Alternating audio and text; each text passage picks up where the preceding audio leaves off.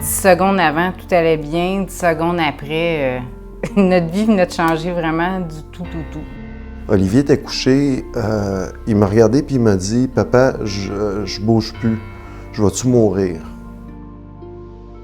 Puis au bout d'une semaine, il nous a donné un pronostic qui était encore plus incroyable. Je dirais pas incroyable, mais qui était catastrophique. C'était qu'Olivier pouvait rester sur un ventilateur puis qu'il ne bougerait plus. Là, la terre elle venait de s'effondrer. Puis j'ai vidé à peu près toutes les larmes de mon corps dans les semaines, les mois, l'année qui a suivi. Il a été au début 4 mois à peu près aux soins intensifs.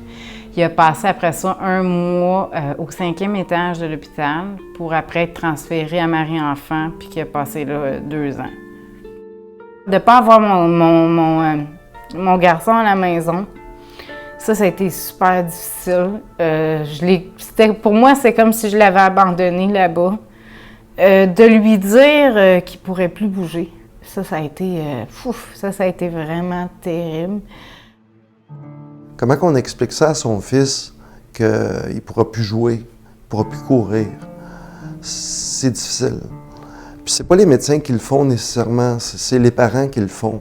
Parce qu'à quelque part, tu veux pas enlever l'espoir complètement. Mais par contre, tu peux pas mentir à ton fils. Qu'à ce moment-là, c'est essayer d'y faire comprendre que là, je lui ai fait une promesse, que jamais je l'abandonnerai. Jamais. Ça, c'est une promesse que je vais tenir le reste de mes jours. Le gouvernement va payer quand c'est un accident d'auto, quand c'est un accident dans une piscine publique.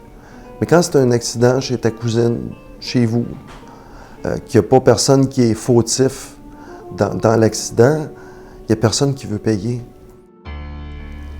La raison qu'on s'implique avec la Fondation, là, j'ai des gens qui sont venus me voir, c'est peu de gens, là, mais quelques